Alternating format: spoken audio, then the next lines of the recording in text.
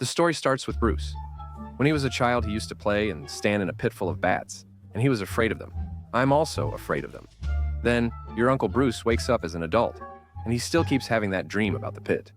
The bats keep multiplying and multiplying until they fill up the whole place. And on that day, Bruce gets into a fight with someone, but Bruce humiliates him and beats him and his friends. Then the police come and arrest your Uncle Bruce. That same day, Dukar arrives and surprises Bruce by knowing his name, even though Bruce is hiding. Dukar says he represents Ra's al Ghul and invites Bruce to join his crime-fighting group, asking if he agrees. There's a blue flower that grows in a certain place, and he has to pick one of these flowers if he can carry it. At the mountain's peak, Bruce breathes deeply, hoping to find the inner wheel. When he arrives with the flower, he meets Ra's al Ghul. Dukard is there and tells Bruce he accepts his offer. Then, your Uncle Dukard hits him, saying he's not ready as long as he's afraid. Then, your Uncle Bruce starts talking. As a child, he encountered bats, and his father rescued him, showing him a necklace for his mother. Later, they attended a play featuring actors dressed as bats. Your Uncle Bruce gets scared and wants to leave during the play. Outside, a criminal stops them and demands their belongings. When the criminal tries to shoot the mother, Bruce's father takes the bullet and dies. The criminal then steals the necklace, a gift from Bruce's father to his mother, and kills her too. Fortunately, the criminal is arrested. But as for Bruce, he was raised by Alfred, their servant, and Bruce keeps living with guilt because he thinks he's the reason his parents died. He believes that if they hadn't left the play, the criminal wouldn't have stopped them and his parents wouldn't have died or been attacked. But at the present time, your Uncle Bruce keeps training with your Uncle Duker, and one time, he tells him again that fear is a very big danger and that he should avoid it. Duker asks Bruce why he didn't avenge his parents if his conscience bothers him.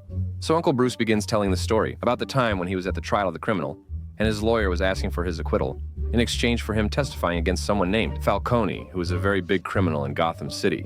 And on that day, Bruce was waiting to kill the criminal. But the criminal gets killed by one of Falcone's men, so he wouldn't testify against him. And so Bruce and his friend Rachel go to Falcone's place. And Rachel tells them that Falcone is the reason behind all the corruption that's happening. When he learns Uncle Bruce planned to kill his parents' murderer, he gets so angry he slaps his mother. Then Uncle Bruce confronts Falcone and discovers Falcone caused all the corruption, that he controls the police and a lot of people. And Falcone threatens Bruce that he can kill him very easily and kicks him out. And Uncle Bruce starts his journey to find the reason behind the crime. Bruce keeps training, and once he's made to inhale smoke that reveals his fears. Naturally, the first thing Uncle Bruce sees is bats. Training goes on until Bruce is prepared. Duke tells Bruce he can command his soldiers if he proves he's ready by executing someone via beheading. When Bruce refuses, a fight breaks out between them, and Bruce ends up burning the whole place down and kills the leader, Ra's al Ghul. After that, Uncle Bruce returns to his life as a very rich young man and finds out that the manager of his father's company has died. When Bruce arrives, he enters the cave he once fell into, conquers his fear by standing among the bats, then heads to his company. He learns they were making a prototype armored suit intended for the army, but production stopped because it was too expensive. So he decides to take the suit, and then Bruce goes to his officer, who is the only officer with a conscience left in the city right now. He tries to find out from him a way to take down Uncle Falcone, and of course he's in disguise, so it's not obvious that he's Bruce. While Bruce is escaping, he falls off the building and leaves. He starts looking for any solution among the things his company produces, and Uncle Bruce notices an armored car parked there. He tries it out, likes it, and realizes it's incredibly powerful, so he keeps it. And then Bruce begins. He starts eavesdropping on Uncle Falcone and finds out they have a plan to get rid of someone important in the city. It's Rachel. He goes there, defeats them with the weapons after a big fight, captures Uncle Falcone, and leaves him for the police. On the other side, a Bruce Wayne company ship sinks. Does this happen after someone activates something? There's a weapon on the ship, and this weapon is very powerful and creates certain waves that are used in wars, especially in deserts and such. The person who did this is still unknown. We don't know who it is yet. While Dr. Crane visits Falcone in prison, Falcone threatens to expose them unless freed, promising to reveal everything about the city. Dr. Crane then releases a hallucinogenic gas. Meanwhile, Batman, or Bruce, goes to where Falcone hid the drugs. Dr. Crane arrives to eliminate him since he's evidence against him. They confront each other, and Dr. Crane sprays gas in Bruce's face, causing him to hallucinate his worst fears. Afterward, Dr. Crane sets Batman on fire, but he escapes in winter. He asks for help, and the next day, Bruce receives an antidote to the gas. On the other side, Richie goes to Dr. Crane and asks him, "What's the secret? Why did Falcone suddenly go crazy like that? What's going on with him? Is she about to expose him?" He says he'll show her something, and she asks what he means. Then he takes her to where he makes the gas and shows her everything. They dissolve gas in the water. She tries to escape but fails when he sprays gas in her face. Then Batman arrives and confronts him, but now he has an antidote for the gas. And then it turns on your guy Crane when Batman sprays the gas on him, making him see his greatest fears. And Batman tries to get some information out of him. You get it, in that situation. He asks him who he's working for. So your guy Crane admits who he's working for. Man, he's working for Ra's al Ghul. And Batman tries to take Rachel and leave because your girl, the police arrive, and Batman uses a device to summon bats and escape. After a police chase in his armored car, he reaches his cave, impressing Rachel, who says, "Wow, this is awesome." Bruce gives her the antidote and 2 more. One for your Uncle Gordon, the officer with a conscience, and one to distribute in the city. Bruce then goes to his birthday party, says, "I'm going to celebrate my birthday," and leaves your uncle. He won't let Rachel go, and is surprised to find your Uncle Dukar, who is actually Ra's al Ghul. So, we've either cut off Ra's al Ghul's leg or rear end, who knows? He clears the room and then speaks with Ra's al Ghul, and he finds out that this gas comes from the blue flower he told him about at the very beginning. He says they're doing this because fear will make people turn on each other, leading to cleansing, ending corruption and progress. And before he leaves, Ra's al Ghul burns Uncle Bruce Wayne's house. And at that moment, a pillar falls on Uncle Bruce Wayne, and he was about to die. But thankfully, Uncle Alfred saves him, and Ra's al Ghul starts to escape. The plan already worked, and people began attacking each other. Bruce suits up and learns Ra's al Ghul wants to run a train through the city. Batman must stop them while Uncle Gordon destroys the tracks to prevent them from reaching the device. A major showdown occurs between Ra's al Ghul and Batman on the train as Gordon begins his mission, ending with Ra's al Ghul's death after a fierce fight. And after a while, Batman goes to Gordon and learns from him that there are some robberies happening, and the person committing these crimes leaves a playing card behind. What's on it, you ask? It's the Joker. The story continues after the events of the first part, and we follow a gang wearing clown masks as they rob a bank in Gotham City. The gang splits up. One disables the bank's roof alarm, the other handles the break-in. Some enter the vault to steal, while others stay outside to control the bank employees. When one of the employees mustered up some courage and tried to resist the gang, they didn't show him any mercy. The gang's plan was going smoothly, and after they finished stealing, it was time to escape, you know.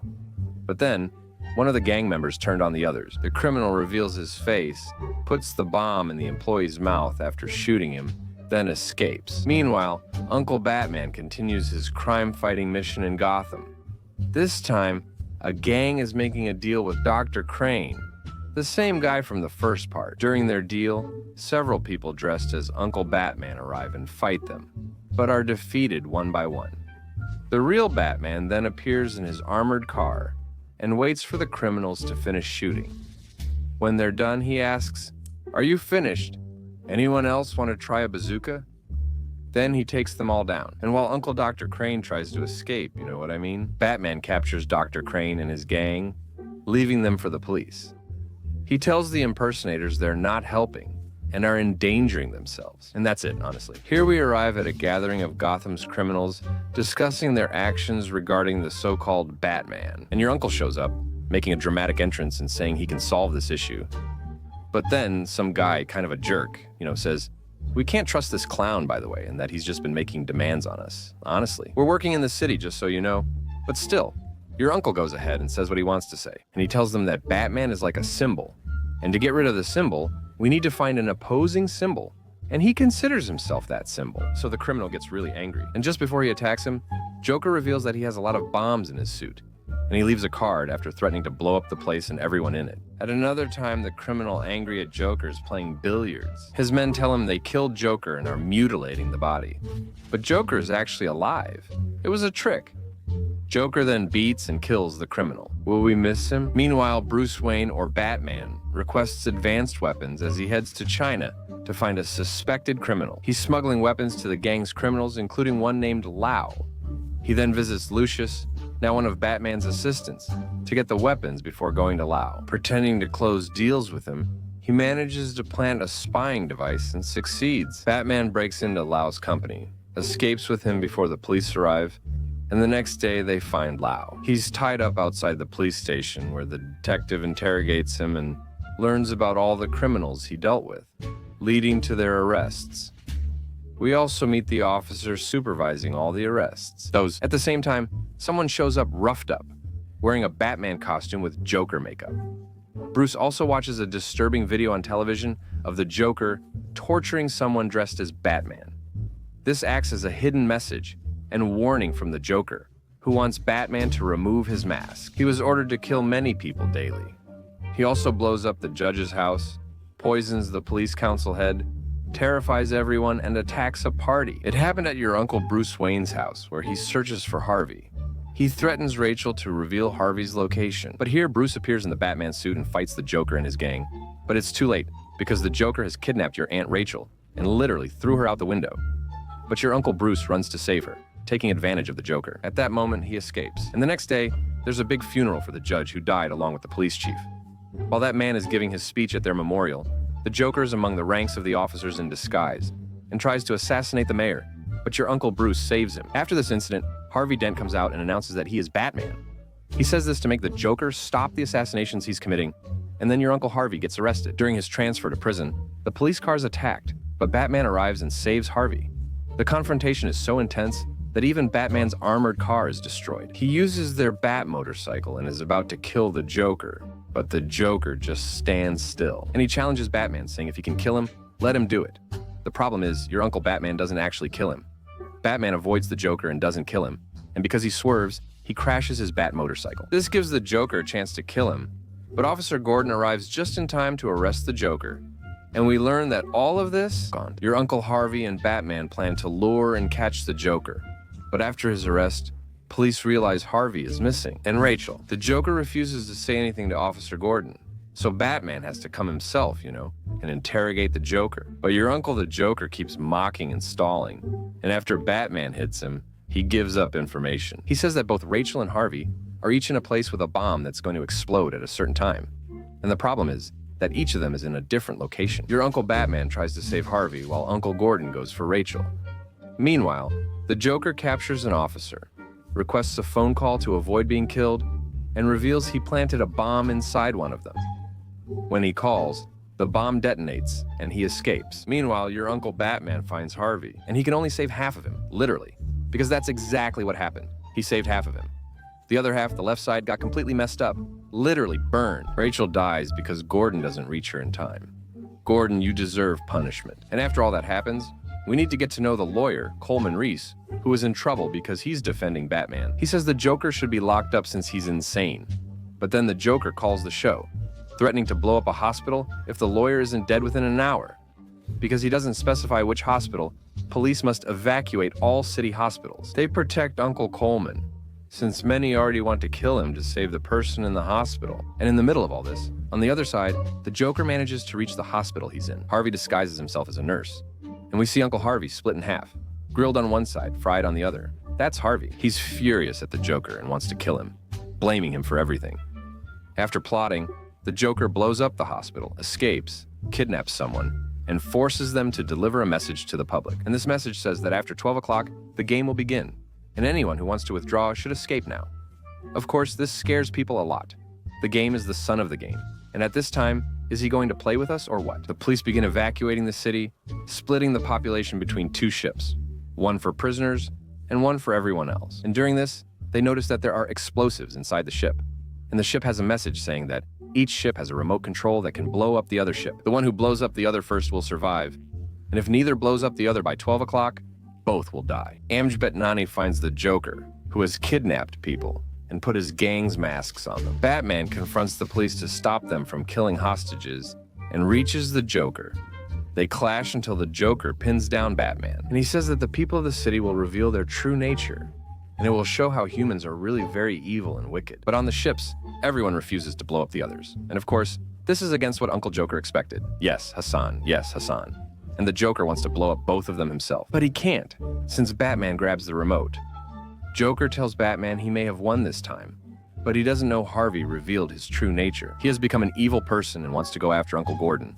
So Uncle Batman leaves Joker for the police to arrest him and goes to see what's going on, guys. We learn Harvey kidnapped Gordon's family because Gordon was late and failed to save Rachel, whom Harvey deeply loved. Honestly, Harvey takes Gordon's son hostage and Batman arrives. Batman urges Harvey not to ruin his legacy by killing an innocent. But Harvey, furious, shoots Batman and threatens Gordon's son. Batman, protected by his original bulletproof suit, attacks Harvey and saves the boy. Harvey falls off the building. Gordon tells Bruce the Joker succeeded in corrupting Harvey, and they agree Harvey's reputation must stay intact to give people hope. So they agree that Batman will take the blame for all the crimes that Harvey committed, and that's exactly what Gordon says. And so, Batman becomes an outlaw. The story continues from where the last part ended, especially after Batman became wanted by the law, and he disappeared from sight. At the moment of capture, the criminals are flown out. The officer threatens them, asking if they know a dangerous criminal named Bane. He then discovers Bane is among them. The events are part of Bane's plan to eliminate everyone on board.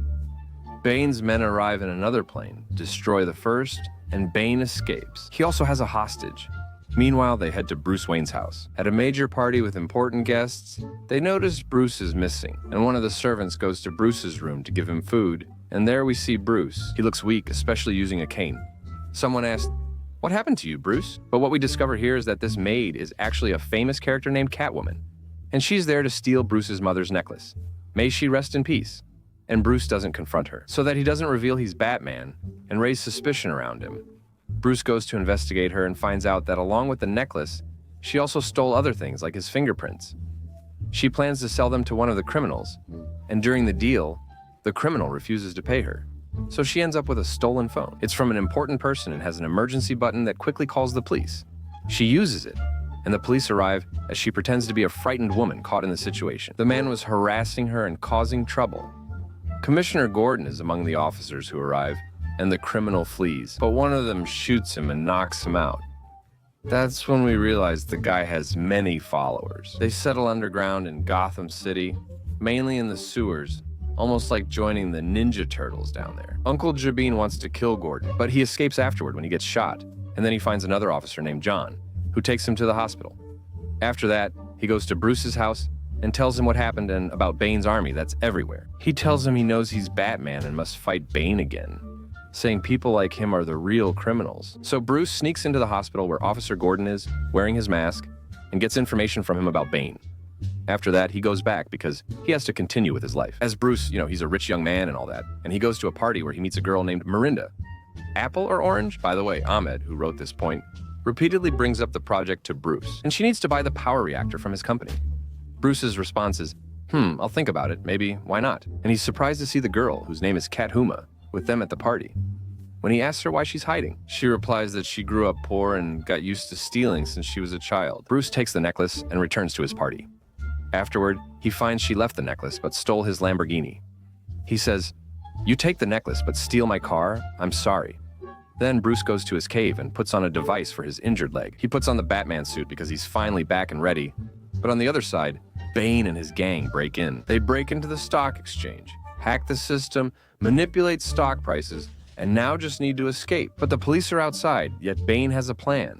Each person on a motorcycle takes a hostage with them, so the police can't shoot at them. But suddenly, out of nowhere in the middle of the city, our guy Batman appears and surprises them.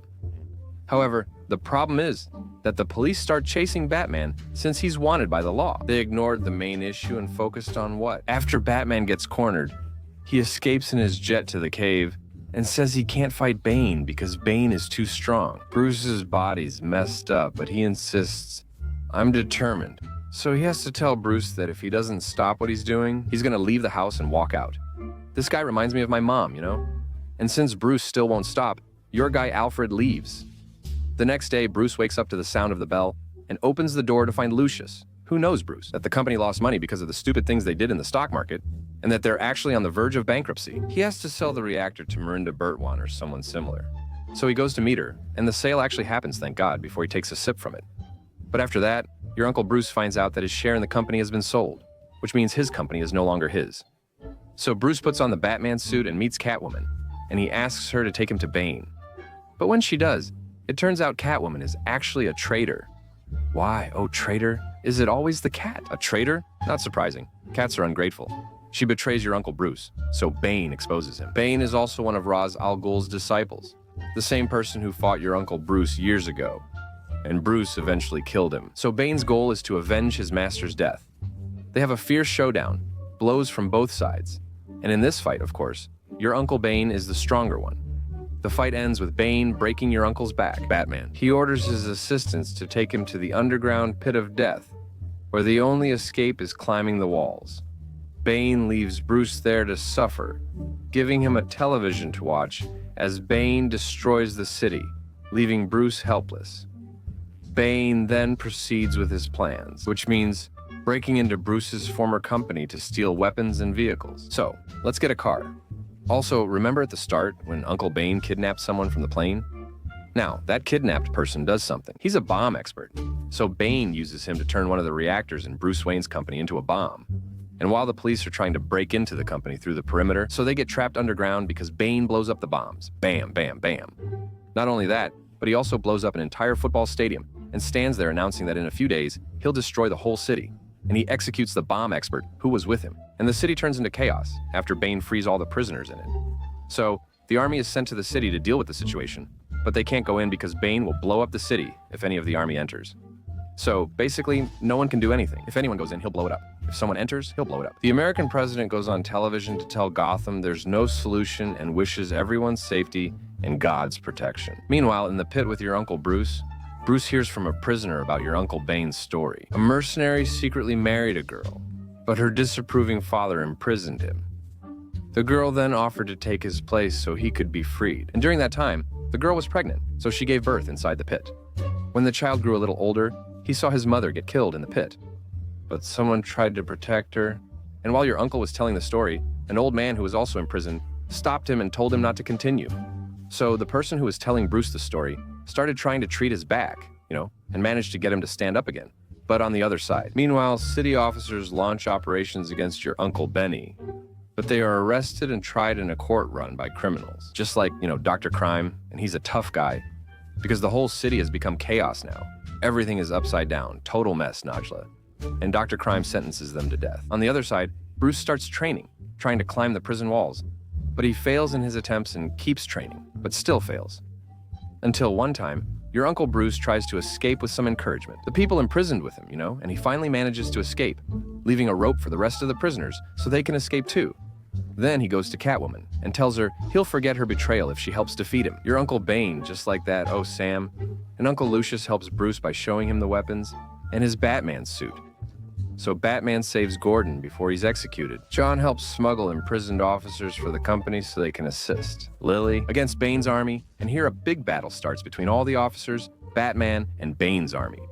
The battle continues until Batman faces your Uncle Bane head-to-head for the second time. Round 2, you beast. Meanwhile, Uncle John tries to evacuate everyone, but officers stop him. If anyone leaves, the city will be blown up. Then we return to the confrontation. Batman and Bane, and in this one, Batman is finally able to defeat Bane and proves to be stronger than him. And before he can find out from him, the bomb is moved to your Aunt Melinda Gatt, who is revealed as Bane Trustlewood, seeking revenge for her father. She holds the control device and presses the button. Surprisingly, nothing happens because your Uncle Gordon deactivated the control device. Go knock some sense into your mom before your Uncle Bane. Before Bane kills Batman, Catwoman saves him. Then Batman chases your Aunt Melinda in his plane. When he reaches her, she says the bomb will explode anyway. So Batman has to use his plane. He flies the bomb out to sea, where it explodes with the plane, killing him. At the same time, the officers defeat Bane's army, and Bruce Wayne is declared dead. A memorial is held for Bruce in the form of Batman as a tribute to him in Gotham, and Bruce's house is open for orphans, since that was Bruce's will. As for his fortune, it goes to Alfred, the person who supported Bruce since he was young. Time passes, and one day, Alfred is surprised. Gordon discovers the Batman signal is fixed, while John gets a message to visit the Batcave to become the next Batman. And one day, while Alfred is at a restaurant, he sees Bruce sitting with Catwoman. This means that he is still alive, or that he jumped out of the plane before it exploded and survived. But there's a secret, and that's it. The story begins with Bruce Wayne as a child from a wealthy family, walking with his father and mother after leaving the cinema. Did you notice that as they were leaving, a criminal robbed them, killed his parents, and left only Bruce? Wayne repeats this over his parents' bodies. From then on, his life changed. He chose to fight crime, so no one would suffer as he did as a child. Once, he dreamed of falling into a bat cave, which inspired him. We see this during the events in the movie Man of Steel. I mean, you were supposed to have seen it. If you haven't seen it, well, what can I do for you, man? While fighting, Superman destroyed the whole city as he tried to protect it.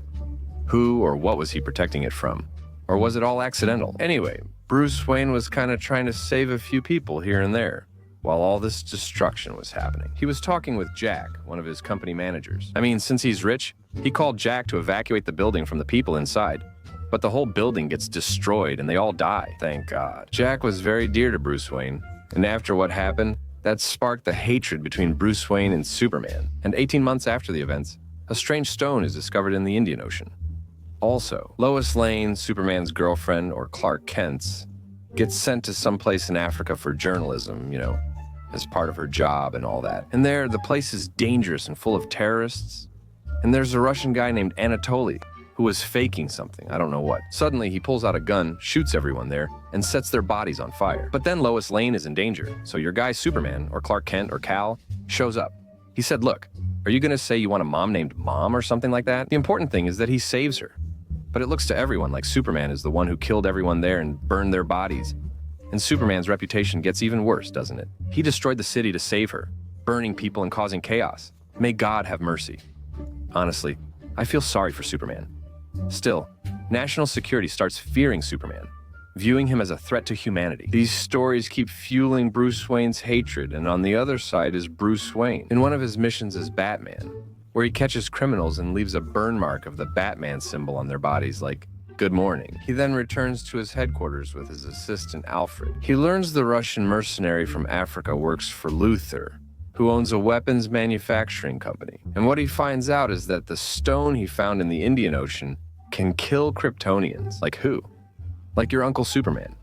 He learned this after experiments on your Uncle Zod's body, the villain Superman beat last time. And a person named Wallace, who used to work at Bruce Wayne's company, goes there. Due to Superman's battle, he lost his legs. He showed his hatred by burning Superman's statue and writing "False God" on it. Your uncle sees this on the news, and Bruce Wayne investigates who did it. Knowing the mercenary works for him, he is there too. Your uncle is a journalist, and your Uncle Bruce Wayne sneaks in and tries to steal a flash drive with important information belonging to your uncle. By coincidence, your uncle meets your Uncle Bruce Wayne. Can you imagine? It's intense.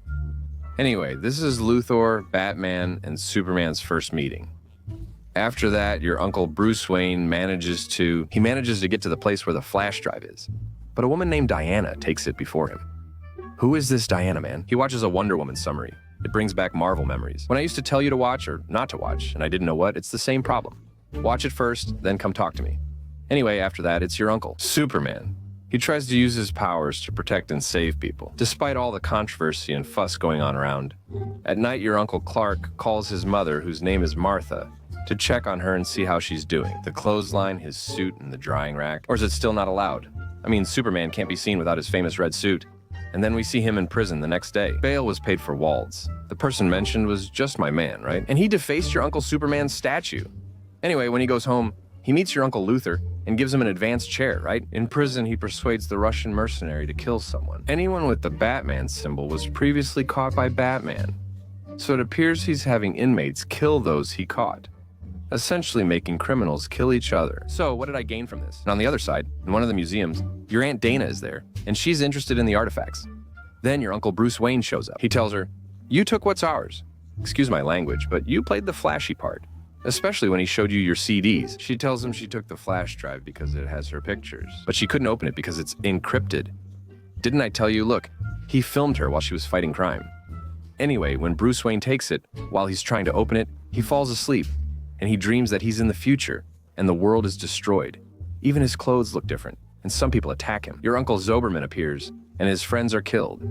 As he confronts them, strange creatures kidnap him. He wakes up tied and hanging by his hands.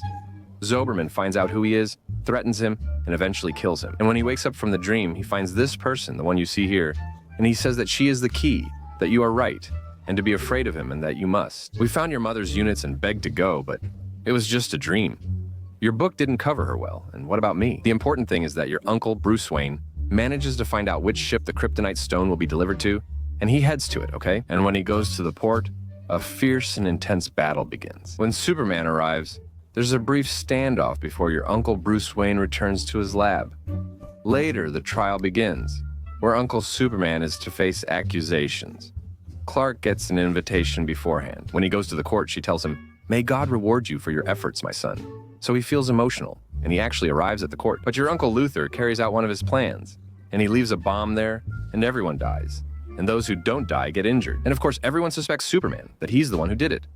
Now you might ask, why would they suspect Superman? Well, Superman is super. He has supervision, super strength, and everything about him is super. He has laser vision, so how could he miss the bomb? Frankly, if he didn't notice it, he must have planted it himself. It's obvious, no need to overthink. Batman's hatred for Superman grows even more after this, making him really angry. When Batman's mad, watch out. So, your guy Batman goes. He breaks into Lex Luthor's place to steal that kryptonite stone, and he steals it. Then he starts making weapons like a spear, gas, and all kinds of weapons. And he starts training. He goes through really intense training. And when he opens Lex Luthor's flash drive again, he finds, just like there are several pictures of Diana, there are also pictures of other people with strange abilities. And he finds pictures of Diana. And he's really surprised because some of these pictures are from World War I. So he's like, "What's this, man? Why is she this important?" Anyway, he sends her a message and asks her about the story behind the picture. Honestly, guys, I think he should just watch a summary of Wonder Woman and save himself the trouble. Why is he sending her messages and files? I don't know, but anyway, he also sends her files about herself. Some people have unusual abilities like being extremely fast, living underwater, or being half human and half robot, like your uncle. Luthor reached the Kryptonian ship, activated it, and managed to revive General Zod's corpse. And Luthor continues with his plan, and he kidnaps your Aunt Marcia and Superman's mother. Importantly, he kidnaps Lois Lane, Superman's girlfriend, and stands with her atop a building, throwing her off so Superman will sense it and appear. He arrives, saves her, then confronts your Uncle Luthor. Right before turning Luthor into Kryptonian fries, Luthor reveals something. Photos of Martha, your Uncle Clark's mother, whom he kidnapped. Superman is furious, and Luthor says, if he kills Batman, Martha will be hurt. I mean, look, it's amazing. He sensed his girlfriend, but didn't sense his own mother anyway. After all this, your Uncle Luthor gets on the plane and leaves, and Superman goes to your Uncle Batman and tries to reason with him. He wrote, "We'll get her by force," and the companions agreed, but you see, Batman has it in his mind that he's gonna get him with traps. He set up traps for him and even wore armor, and Superman tries to get past these traps. In the end, he faces Batman, and the fight begins as Batman attacks him. He uses a kryptonite gas he created to weaken Superman, making Batman stronger until the gas wears off, and Superman regains his strength, hits Batman, and unmasks him. Batman then uses more gas, beats Superman, lifts and throws him, grabs a kryptonite-tipped spear, and wounds Superman's face.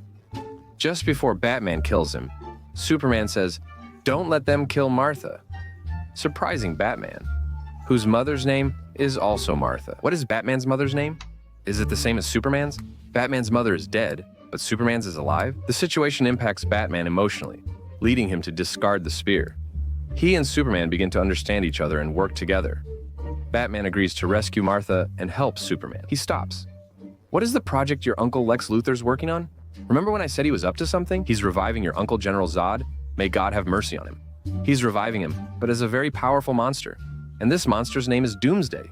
Then, your Uncle Batman goes and manages to save Martha. After defeating Luthor's soldiers, Superman faces the powerful creature Luthor created, which no one can withstand. When your Uncle Batman arrived, his vehicle was destroyed. At the last moment, your Aunt Wonder Woman, the leader, showed up. She'd been following the news. You're just sitting there with your cup of coffee, and anyway, in the end, she gets upset about her mother's blood and leaves. Anyway, they start the battle, the three of them against the monster. Superman, Wonder Woman, and Batman. Time feels frozen and I want to act, but what can I do? This battle is really tough. But Superman manages to reach the kryptonite spear that almost killed him a while ago, and he uses it to kill the monster. The monster then attacks Superman, and with that, Superman sacrifices himself to save humanity from the danger of this monster. Anyway, your Uncle Luthor is working on another monster, but he gets caught. His hair is shaved to look more like the character, and he gets imprisoned. Superman received a big funeral after his reputation as a heroic savior was restored. Bruce Wayne, aka Batman, tells Diana, aka Wonder Woman, that they need to find the rest of the group to form a superhero team since he feels that way, as if danger's coming soon. In the final scene, the dirt on your Uncle Superman's grave shakes and lifts off. And then, should I do something when I say the word? No, what do you mean when I say the word? Why? 77% of the people watching the channel aren't subscribed? Yeah, so why aren't you subscribed? Don't make me start selling you something first thing in the morning. Why aren't you subscribed? Come on, tell me, why aren't you subscribed? Hey man, why don't you subscribe? Hey man, subscribe and turn on the bell. And if you're already subscribed but haven't turned on the bell, turn on the damn bell. Turn on my mom's bell. Go down and hit the damn like button. God, you're gonna drive me crazy this early in the morning. Come on, just watch the video, man. Come on, Camel, just watch the video, man. I'm not upsetting you or anything. The story really starts when we see a guy watching people from a window, and there's a little kid playing with a sword with his dad, just joking around with him. Then we see the dad, who's the mayor, and his name is Michelle Jr., watching the news. It's about a major drug shipment, but the announcer mocks and distrusts the government, believing everything they say is a lie. Then we see the dad again watching television, and behind him stands a masked man named Riddler. But the man doesn't notice him. After he finishes the call, the masked man repeatedly hits his head, likely with a hammer, then covers his face with cardboard. After that, we see on the same day, which was Halloween in Gotham City, and we hear Batman talking, saying that he's been under the Batman cape for 2 years. He's fighting crime in the dirty city. We see criminals breaking in, then a masked gang with two-toned faces sitting in a subway car with their leader. It's as if he's the shining one in the city, drawing a sign that calls for Batman, not calling us, of course. And somehow, that's Batman's signal. Anyway, Uncle Batman says that the signal isn't just a request, but it's also a warning to criminals. And as soon as they see that signal, they're scared of Batman because he could ambush them anywhere. Afterward, we see the gang from the posters harassing a man in a carriage. Uncle Batman suddenly appears, fights them, and defeats several, drawing our attention to him. The guy getting beaten up isn't new. He knows what's happening, but still loses. After the gang flees, Uncle Batman notices the Shining City sign calling him, so he goes. Then, Uncle Batman joins Detective James Gordon from the crime scene where Uncle Riddler was, and we see that the officers there basically don't want him to enter the crime scene. Anyway, after they get in, they start investigating the crime. Uncle Batman proves he has impressive strength. What power is that? Then, we see that there's a letter for Batman, and it says something like, "Let's play a little game together." Anyway, after that, the officer comes in and he's not nice to Batman, because to him, Batman is just like any other criminal. If you don't work for the police or the government, then you're a criminal.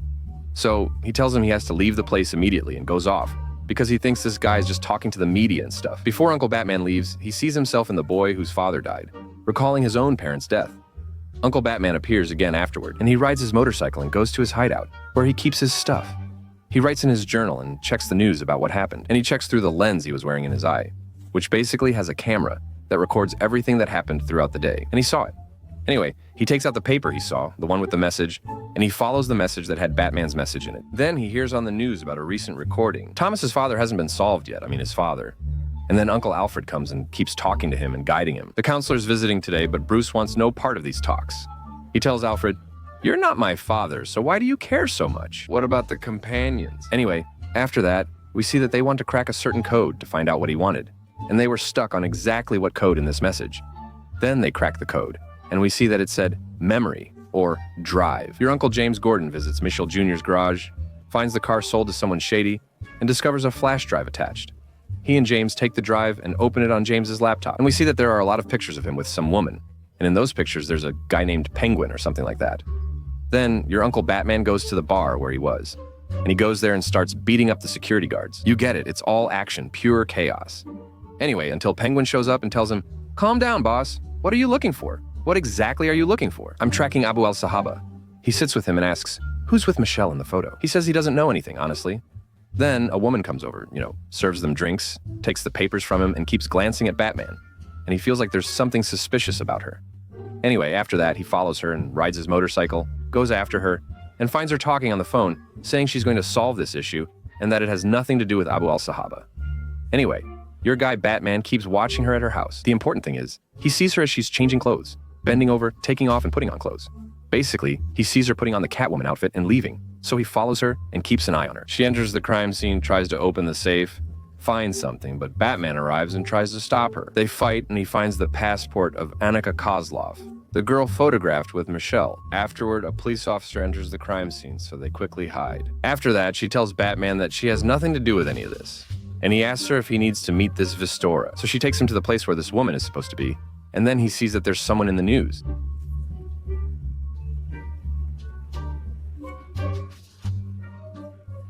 Batman tells her she must help him to protect her and save her friend, then leaves. Next, James notices the tool used to torture him. The officer died and was found to be selling drugs. Today, they receive a message saying he must solve the maze and free the rat to solve the puzzle. After that, he goes with Selina, who is Catwoman, and gives her lenses with a camera so he can see what's happening inside the place. And it turns out there are some bar torches. And actually, there's a bar inside the bar. Anyway, as she's walking, she sees a guy named Coulson, who is actually the district attorney from the government. Then, because Coulson noticed she was looking at him too much, he approaches her, talks to her, and tries to get her to sit with him and get to know him to find out some information. Coulson starts talking about a guy named Farr, who had a lot of information, so they locked him up in a lab so he wouldn't expose them. She spots a girl who seems to know Annika, follows her, and asks about Annika. The girl dismisses her, saying, "We're at work. Respect yourself. Don't cause trouble." Benjon tells them to calm down and leave. Then Falcone starts talking to her. So Batman asks her if there was a relationship between them. And honestly, she gets annoyed by all the questions he's asking her. Then she comes and takes the lenses, and that's it. We're done with Batman and all the drama. And after that, as she's leaving, Mr. Coulson comes and tells her that if she wants to go with him, she can go with him. And if she wants something else, she'll get what she wants anyway. So she ignores him and leaves. And let me tell you, when Mr. Coulson goes to get in his car, he finds Riddler in his car, who attacks him and ties him up. After that, James and Batman go and talk. And they start discussing the crimes that are happening and bring up the rat issue. And they talk about it because Mr. Coulson was also corrupt. And he's probably going to die soon anyway. And they keep talking about it. These crimes are going to target very important people in Gotham, which is the city they live in case you didn't notice. And these crimes will target very important people in Gotham and will bring the city down even more than it already is. After that, we see Bruce Wayne in the lab with Alfred, and they're talking and trying to solve the ciphers that Riddler leaves behind to figure out what the crimes are. And they end up with a riddle that has his name in it. The Winged Oven, never mind. The main thing is he acts. At Mitchell's funeral, Bruce Wayne meets Carmine Falcone and Penguin. Falcone and Bruce have a tense exchange, revealing Falcone knew Bruce's father, Thomas Wayne, who once saved Falcone. He removed a bullet from his body during surgery, or so it seems. It's as if the two aren't on good terms. After that, they enter the funeral in the church, and inside, he meets a woman named Bella, who is the candidate for the new mayor. She keeps talking to him and says she could have done a lot for the city. He understands, then stops and hears with James that Coulson disappeared. Suddenly, there's a loud noise. Your Uncle Bruce sees it, but a car crashes nearby. He runs to save the boy, and someone exits the car. That's Coulson, tied to a bomb. His hands and mouth are bound, a phone is taped to his hand, and there's a note on his chest. The message is about the body. They clear the place, leaving Uncle Coulson alone. They send him a camera to watch from outside. Suddenly, your Uncle Batman appears. He's outside, and we wonder, how did he get in? Rama, what brought you here? Anyway, after he does that, James tells him that he's going to kill himself like this. Then he unties the tape around his mouth and tells him that he's the eldest. That's why he did it. And if he hadn't done it, he would have killed him. Anyway, he takes the paper off his chest, which tells him to answer the call, so he does. The Riddler then asks for his help to remove Gotham City's corrupt mask. He tells him everything centers on him.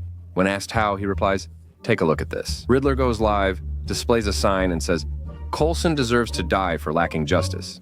He then offers Coulson a chance he never received, and he asks him 3 questions. If he gets them right, he'll give him the code that will save his life. Batman helps him with the first 2 questions, and he gets them right. But when it comes to the 3rd question, which is, who is giving you support and protection? Batman explains the difference, and Coulson almost reveals the name but refuses, crying because if he tells, his wife and kids will be killed. He'd rather die than risk their lives. The bomb explodes after 20 seconds, and Batman jumps away. Later, he wakes up at the police station. They try to remove his mask to see who's underneath, but he wakes up and fights them off. He began enjoying it, and as the fighting continued, everyone gathered around him. It's strange, you feel like they're one person moving together. They claim he's tied to the Coulson crime, but he says he stayed silent out of guilt. As for me, why should I care? What's happening with him? James then says we have 10 minutes and knows how we can work with him. They say James will hit him, steal the keys, and run. After writing something, he asks about a man outside. They say his name is Kinsey, and he works in drug enforcement. It turns out Yasan, who works with them, was seen by Batman, who hit him. Batman then follows his plan, hits Jordan, and tries to escape. He leaves Yasan for the rooftop, and your Uncle Batman jumps up with wings like a flying squirrel.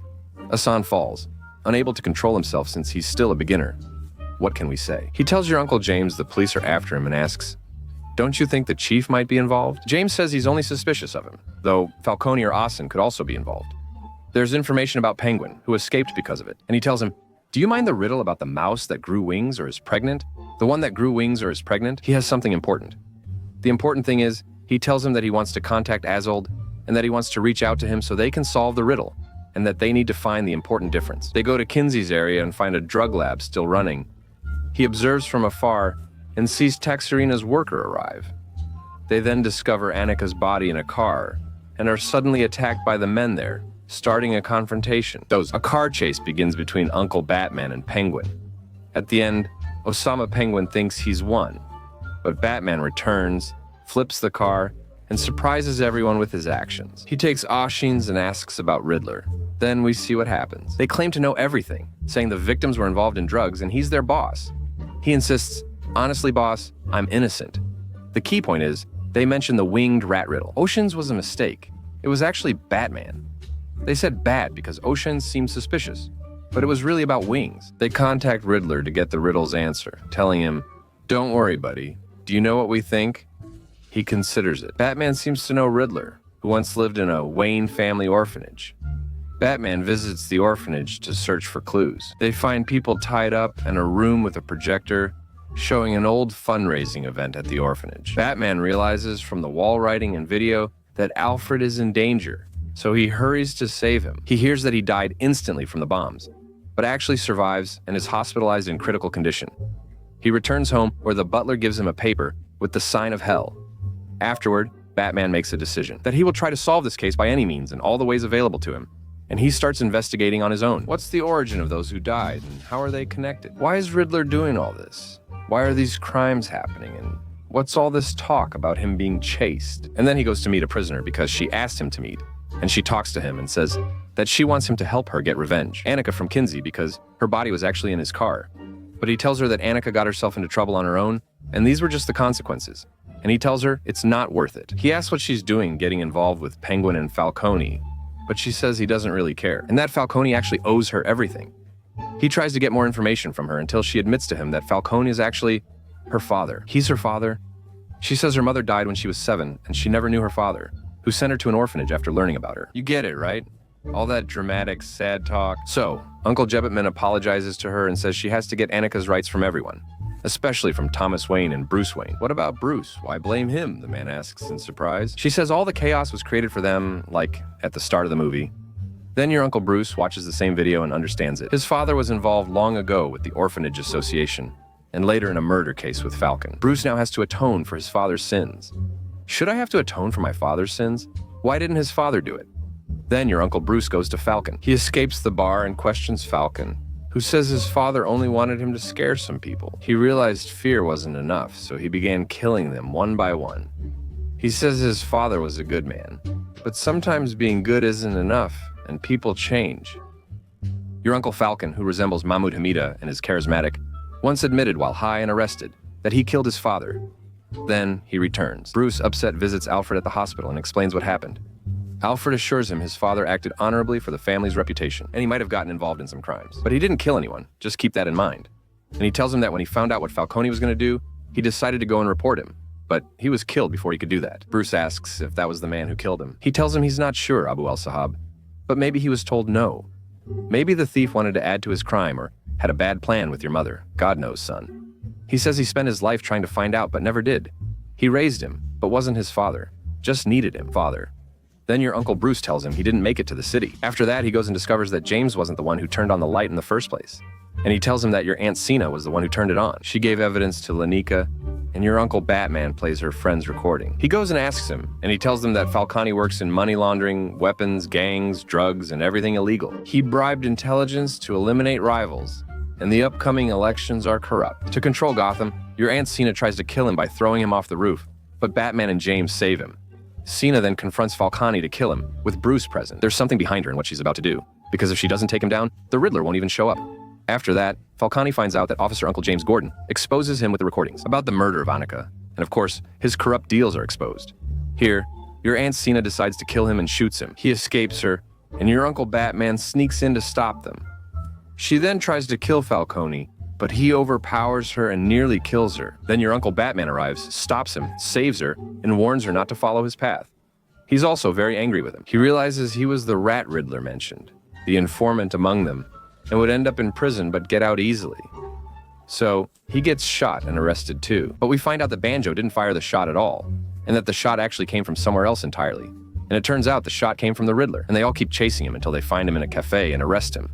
And after that, we see the place that was considered the Riddler's hideout. There, they find his detailed diaries about his time. He wrote about his time in the orphanage, the false promises he received, and how that influenced his decision. When he grows up, he'll get revenge on everyone who lied to him and all liars. He searches his house, finds a bat, and discovers papers confessing he killed Michelle. He used to post frequently about his cases and now realizes he made many mistakes. Batman is being searched for. He visits Riddler in prison, where Riddler tells him he'll definitely remember him. And he tells him that when he was in the orphanage, Thomas Wayne and the people with him promised that they would make the orphanage a better place, and so on. But after that, Thomas Wayne died, and for a week, all the attention and talk was about Bruce Wayne and how he was the orphan. But we were forgotten as if we never existed and that he was very rich. He looks down on everyone from his mountain of money. Sorry to say, but he doesn't know what it's like being an orphan in an orphanage with 36 kids in one room. Each day, the oven injures one of them, leading to death by cold and hunger. Yet no one cares, and they remain silent. By the way, were you his partner? And you were also a partner, Raga, because you were helping me without realizing it in the Ghazi case episode. And then the Riddler starts provoking him with words and says that soon you'll see what's going to happen, and it will be a real disaster. Then he keeps singing and saying things that don't make sense, things you have to figure out yourself. He's actually talking about the city's elections. And sir, this will also cause a huge flood that will hit the whole city. And he says that at that time, he will actually be detained, and it will be his men, the ones following him, who will carry out the disaster. He understands a few things like that, you know? And so he can stop his lies and start a new era for the city, and destroy all the profiteers and so on. After that, Batman and the officer who was with him in the room try to contact James, but he doesn't answer them. Then James goes and tries to get them to evacuate the people who are at the election site, and the two of them and James try. They try to stop the men, but Batman keeps fighting. Your Uncle Batman was about to die, but your Aunt Selina comes and saves him and confesses her love for him. Oh, Selina, what a beauty. Then someone tries to attack her, but your Uncle Batman gets up and keeps fighting him after injecting himself with adrenaline. Adrenaline today. Afterward, the flood improves, and they stop it from spreading in Gotham. Then your Uncle Batman goes down to save the day, and he's able to rescue the people who are in the water. Honestly, guys, okay, imagine I leave you and they're acting like a duck with her ducklings following her. And then we hear Batman saying that Gotham has set some strict rules. But he says that this way, the opportunity will spread more and more, so that in the end, peace will return again. And we see that everyone in the city is trying to help each other, but your Uncle Penguin still wants a chance, to become the city's next big boss or something like that. We see Riddler in prison, learning his plan failed. He keeps crying and breaking down, but then someone in the next cell tells him not to worry. He'll get used to it, and they start talking. That's either Joker or Two-Face, I can't really tell, to be honest. Anyway, after that, we see your uncle. Batman is our guardian. They're standing and talking, and it's still too early for the city to recover. And it turns out that their love story just won't work out, and then each one goes their separate way. After that, we see Batman driving through the city, checking out what crimes are happening there. What crimes do you have? Today, because I'm going to stop it. This is where it starts. We see your Uncle Bruce Wayne in a building with others, and someone tells him your father, Thomas Wayne, understands the city and does good. Really, your Uncle Bruce Wayne? Honestly, I'm like you, man. I'm not interested in the city or any of this. Anyway, after that, we see a group of mafia men attacking and shooting at the restaurant. Then they run away and we see them escaping. But your Uncle Batman manages to stop them. We see a guy filling a bathtub and relaxing like Cuesta Cagnasso. Another guy enters, shoots, and kills him to enjoy life himself. Anyway, he leaves before he goes. A pumpkin, like the Halloween one. Then Uncle Bruce is in his mansion. It's either Halloween or the Day of Fear. He tells his butler they need to go back. Gotham was better than before, instead of the chaos it's in now. Then we see at Uncle Jim's house, his kids are playing and they're happy because it's Halloween, with all the decorations and everything. He's playing with them too, and they're all dressed up because they're going out that day to have fun. Unfortunately, the phone rings, and it's an emergency case for Jim. His daughter gets upset and goes to her room saying, "He always leaves me on Halloween. Girl, I'm not an ideal father at all." Then we see a guy named Ra who sits with a woman named Gilda, and she's very sad. We learn they've been together just a day and talk until the next event unfolds. Is that God? Is that him shining in the middle of the city or what? Where is that, Unidina, man? And of course, your Uncle Dinto apologizes to her, saying that he's going to leave it to God, and then your Uncle Dinto goes and finds that Jim is there, and after that, your Uncle Batman arrives and tells them Uncle Jim, there was a guy named Johnny Feedy who was killed today while he was taking a bath in the tub. And your Uncle Dinto is surprised, upset, and very angry because they had just finished solving the case he was involved in. And Uncle Jim shows him the gun used in the crime. There are also crime scene photos for your Uncle Batman, which show a honey jar. Batman asks if he can have the jar. No, not that kind. He wants the honey gourd fruit. They talk and decide to find the killer, while your Uncle Batman hints at your Aunt Selina, who is Catwoman. And then she suddenly disappears with her usual moves, and of course, as usual, he goes after her, and then we see what happens next. The Mafia members are sitting in the mansion. That's your Uncle Johnny Vitti, because he was one of their men, and they're talking about one of them, a guy named Salvatore Maroni. And he could be the one who killed your Uncle Vitti. And the guy in charge of this meeting tells them that he's not the killer because he's not that stupid. He has much bigger goals than that. And that maybe the killer could actually be you, because he's always hovering around them. He wants to catch your Uncle Johnny, so he keeps talking to your gang and yells at them, telling the fortune teller it's time to get rid of him now. If we don't, we'll look weak, and anyone who opposes us will see us as nothing in the eyes of the law. And of course, it's obvious that he's wrong, a very big mistake. That's the Mafia boss, sir. He goes to your uncle, his bodyguard, and throws him down the stairs for his mistake. You don't upset the Mafia boss. After that, they talk. They acted like nothing happened, and he spoke to your uncle. Falcone tells his son Alberto to focus on the crossword and let adults talk, saying kids aren't wanted. Uncle Alberto gets very upset about this treatment. He's like, "Boss, I'm not a kid. I'm 26, maybe 25. How old are you?" We see your Uncle Batnom being chased. When you get to the warehouse of a guy named Falcone, yeah, his name is Espada, honestly. The important thing is, there's a lot of money in that warehouse. And this guy is basically laundering money. Like, it's not a warehouse, it's a laundromat. And your Uncle Dento arrives and they start talking to each other, and he gives him a box of matches to burn the money, and your Uncle Dento is kind of hesitant, like, should I just take $10 or something? But in the end, he burns the money. And then your Uncle Dento goes to that tough lady, and they have a bit of romantic talk. He carries her into the house saying, "Bismillah, we're going home," but hesitates because she's impure after the clinic. Meanwhile, your Uncle Batman is in his car as police chase a gang, and the gang stops the police. But your Uncle Batman, no one can stop him. And he chases after a guy and catches him and keeps beating him up. Because of course, that guy's gang is hiding out in your Uncle Dento's house that exploded a while ago. And he keeps beating him until the rest of the gang shows up. And then they all start fighting each other, and there are a lot of them. Your Uncle Batman can't handle all these guys alone, no matter how tough he is, until backup comes. So, of course, the lady fights like a man, so the numbers become a bit more balanced. And thank God, with her help, they're able to defeat them all. Then, your Uncle Batman runs to catch the guy who escaped from the gang and follows him down into the sewers until he reaches a place where there's a giant monster named Grundy. The monster grabs the guy by the neck and warns your Uncle Batman, telling him to let him go and that he won't come back here again. That's it, I can't handle the whole gang, so Batman lets him go, and the monster leaves, looking sad and defeated. Some flowers arrive at the hospital for your Uncle Dent, but they're actually from your Uncle Falcone, the Mafia boss. Selina is fine, but when she learns the flowers aren't for Dent, she gets very upset. And then we see your Uncle Batman and Jim interrogating the man they caught, but they can't get any useful information out of him. After that, we see that Dent has escaped through the window. Her stuff is in the hospital. And we see there's a party at a house. Falcone is there, and he's cooking in the kitchen, you know? The Mafia boss just cooking like it's nothing. Anyway, he's just cooking there. Your Uncle Alberto, doing crossword puzzles, claims Dent must be dead since Falcone blew up the house. Then Alberto tells him, but when did he die? So he asks, how did you know? He tells him that he sent them a bouquet. Flowers in your name were to clear suspicion from us. I admit I tried to help, but you only got us in trouble. Naturally, your Uncle Falcone gets angry, swears, grabs his son, and insists it's impossible and not his. He shouldn't dare to speak on behalf of the family. Get out of here. And of course, your Uncle Alberto asks him very seriously, right? And your aunt happens to be passing by outside at that time, and she hears everything that happened. Dento is standing outside in front of your Uncle Falcone's house, and then your Uncle Jim comes to him and keeps talking to him, wanting to take him and leave it to God. Calm down, Uncle Wiki. Of course, he doesn't agree. So your Uncle Jim, God bless him with his mother's cleverness, gives him the gun so he can protect himself with it.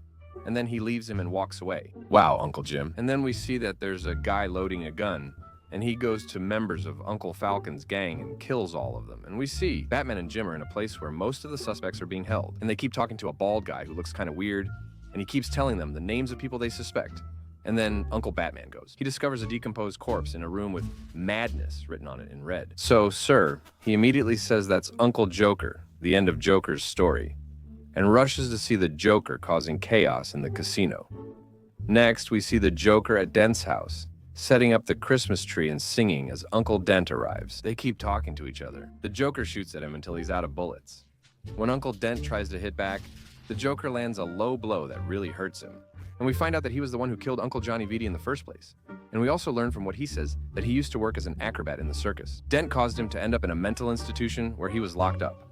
They keep fighting, hit the Joker on the head, and Uncle Dent loses consciousness, and he wakes up to find Batman in front of him. And Batman reassures him, "Are you okay, Dent? You're fine."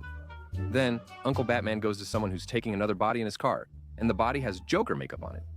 From their conversation, we learn that the Joker keeps killing some of the Mafia men from time to time, and does things to them. Now, you see him as the one who killed Uncle Johnny Vitti and others. Falcone's men are being killed, and more will die, so beware, Mafia.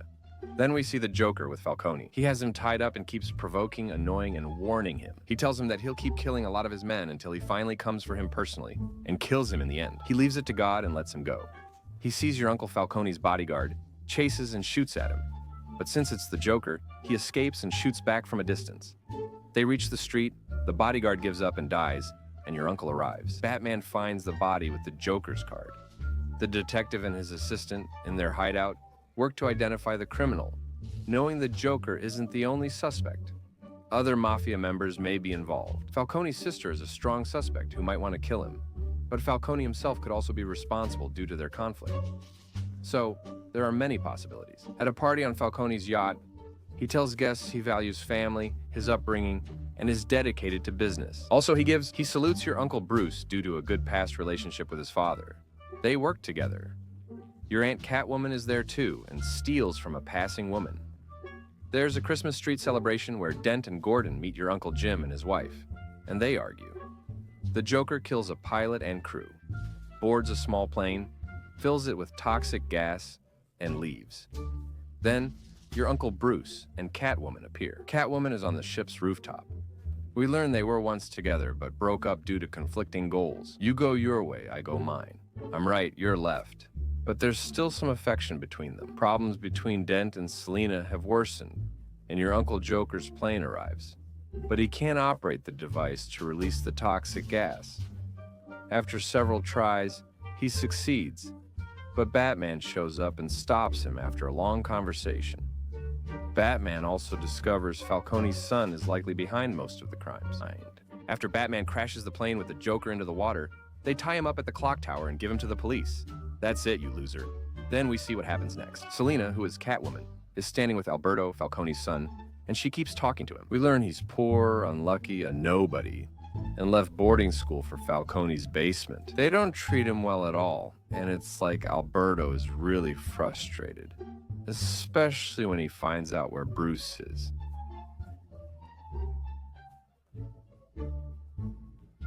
Batman, oh my God, say something. And he keeps talking to him, telling him that he has to turn himself in because now he knows he's the killer and did all these terrible things.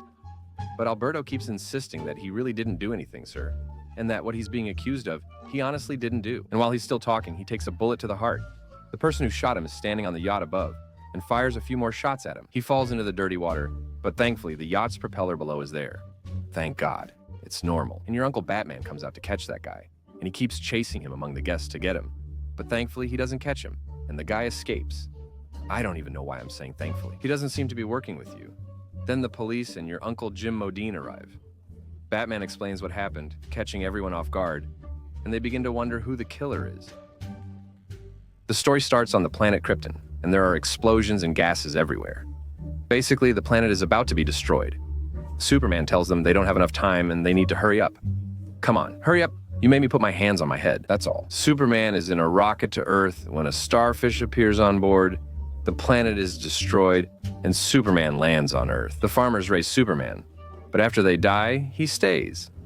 Later, he battles Batman, works at a newspaper, meets and marries Lois Lane, and they have a son, Superboy, Jonathan. The boy grows up, becomes strong enough to handle anyone, waits for someone to leave, and then enters the house. He looks for a birthday present in her things. Now grown up and the father of his friends, his birthday is tomorrow. He discovers a Superman costume among the gifts. He says it's fine, like Tana the Korean. He doesn't know his father is a superhero. He finds his gift, but pretends not to know when his father comes home. The fly in the scene is nice. His father then talks about his journey. He sits and tells him about the ants and their strange discovery. Ants used to follow the Queen's orders, but now they're acting independently. Is this like ants in the Matrix, son? Before, if the queen died, the colony would too, but now her death doesn't matter as much. But Johnson doesn't care, just like you, the viewer, don't care. Fabo tells him to help with chores. They milk cows, and Johnson tries lifting a bucket of ash, but he's too weak. He's different from his father. I imagine Mana with the group. Fabo pretends to help, and later that night, as they watch the sky, Johnson asks his father, "Why are you away from me so much? Journalism isn't that important. How can you be gone 2 weeks just to cover nonsense and crazy people?" I don't get it.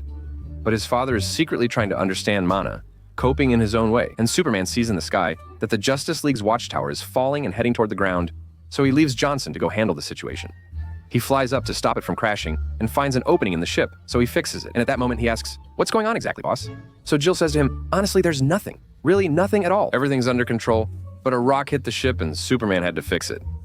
Then he leaves because a tsunami is about to hit Japan. Jin hears a strange noise on the ship, goes to investigate, and is attacked by an alien during Johnson's match. At the baseball game, only his mother came, though his father said he would. It didn't matter, as it was over and he left before the commercial break. Otto locks his door.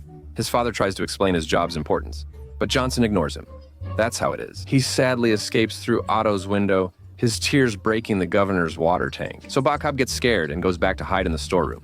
Then his father comes to him, takes off his glasses, and tells him he's Superman. "Seriously, I swear, you really hide it well. Like, Dad, I honestly never realized you were Superman at all just because of the glasses." Of course, Johnson is literally overjoyed. He jumps on his father's back, and Johnson flies with Bacab so he can smell the scent. And Hassan, his father, tells him, "Aren't we too old for this stuff, son?" He replies, "No, you got it wrong. That's the scent of a corpse. I mean, Batman is farting below. I don't get it." Anyway, he flies with Bacab from above to show him. Johnson feels sorry for the city and asks why no one helps. Superman says, "Look over there," and he looks. Batman walks with Rossi Benjan and his followers, beats them, and takes them to his headquarters. So Johnson is about to lose his mind from what he's seeing. But Batman's son, who is Robin, is acting like a real bully. He goes easy on Johnson's son. But when Batman says Johnson handled stress well and will under pressure, Robin pushes Johnson's son immediately. He nearly caused him to fall to his death, but Superman saved him. Robin and Johnson clearly dislike each other. Batman asks Superman about the watchtower, and Superman says Jean told him to call. Superman takes Johnson home, and Johnson goes to sleep. Clark tells Lois he's checking on the watchtower, and Lois mentions something strange is happening. It happened in Central and South America, and that the crime rate increased in a suspicious way. It means, literally, there is no longer just one side in the city. Batman and Superman go to the watchtower, and Batman asks Superman to do a full scan of the place. But at that moment, Superman yells that they need to get out of there right now. While they're still looking around, they see someone throw a starfish at them and capture them. The next day at school, and of course, as you would expect in any American school or movie, there have to be bullies. But they're actually picking on Superman himself, like the American high school legend. Johnson's friends urge one to challenge him from afar. Believing he has superpowers, he gets up and hits him easily. Then Robin arrives. Is he sitting there sadly after being tied up and approached? Batman tries to get Starfish to touch him, but Robin senses it and stabs him. In China, Batman starts choking, and another starfish emerges from his mouth and attaches to his face. He attacks Robin, who's either knocked out or attacked by my father. Why? But Batman catches him and throws him off the pad. How? And he opens a video call with Masuma Mana and asks him, "Are you still holding on?" He says, "Yes, Starro is under control." So Batman leaves. Robin is still alive, holding onto the pad. How? Then he gets up and finds out. All the superheroes were injured except Jonathan, who can't get hurt. Now he must save him before he also gets hurt. Robin tells Jonathan everything. Lois arrives and tells Jonathan to go home, but Robin insists it's not her concern, that I'm possessed by an alien. Wasn't it Hassan Najari? Who was it? And then Robin's plane takes off, but Lois jumps onto the plane. So Jonathan hits the starfish's eye with his laser, which affects the plane and helps them escape. Your turn could just die, just like that. He says, "I'm the starfish," then attacks Lois's face. After Robin is hit, they visit Superman's secret hideout to investigate the starfish, using an arm as a clue. Robin was one of them. But Superman's dog, Krypto, attacks them and tries to bite them from behind. Thank God, at the last moment, Superman's father appears and tells Krypto that this is Superman's son, and his actions are wrong. Krypto then plays with him, and Robin says our device did something, explaining the starfish's arm, and they find out that these are minion creatures being produced by a being called Starro, and Starro sends them to take control of all the inhabitants of the planet. When they encounter the planet's inhabitants and try to control them, he remembers his father's words. If the king ant dies, the colony collapses. So killing Starro would also kill his minions. So they decide at that moment to go into space using Superman's ship, which he brought to Earth, to find a way to kill Starro. Robin and Jason enter the control room and find the Teen Titans waiting. In the tense standoff, Starro's reflection appears, saying, "You should be grateful. Humans once ruined the planet, but now there's no crime, class, environmental destruction, or states." Kenzie Metbully. Robin dislikes what he hears and attacks Starro. Kenzie Metbully's daughter is involved, but Abu al-Sahari attacks Starro and is struck. He orders his followers to kill them, but Jolson and Robin step up and take them down. Jolson realizes that the starfish and its followers don't like heat, so they figure out how to defeat them, Starro. But as they're heading towards him, they run into Batman and Superman. Batman starts beating up Robin, and Superman starts beating up Jolson. But I don't need to tell you that they're much stronger than them. They switch places, and Robin fights Superman using a kryptonite ring. He punches Superman down and beats him up. Meanwhile, Jolson says, Captain Man will beat him with kryptonite too. But Captain Man just punches him, sending his friends flying, warning not to get cocky. No, but then Starro attacks and Magursa sees the laser doesn't work, so they start thinking. He and Robin decide to send the superheroes on a ship to Earth, and they take the ship with them and Starro with everything and everyone on it, and they destroy it because they entered the atmosphere and had to make an emergency landing. So the heat gets really high, and the heroes discover that Starro's weakness is heat. Starro finally dies, and the control over the people of Earth is lifted, and the superheroes are freed at that moment. Superman lifts the ship, saves Johnson, and saves Robin. Batman is proud of his son Robin, and Superman is proud of Johnson. But suddenly, Starro comes down from space and says he survived the explosion. So Batman and his son, Superman and his son, turn him into French fries. And then he goes back into space again and burns up in the atmosphere for the second time. Are you talking to me or to someone else? In Johnson's baseball game, his dad is there. When Robin and Batman win, it's normal. Superman and Batman are just sitting, so losing is also normal. What do you mean, my friend? I can tell you that Toda has finished the story.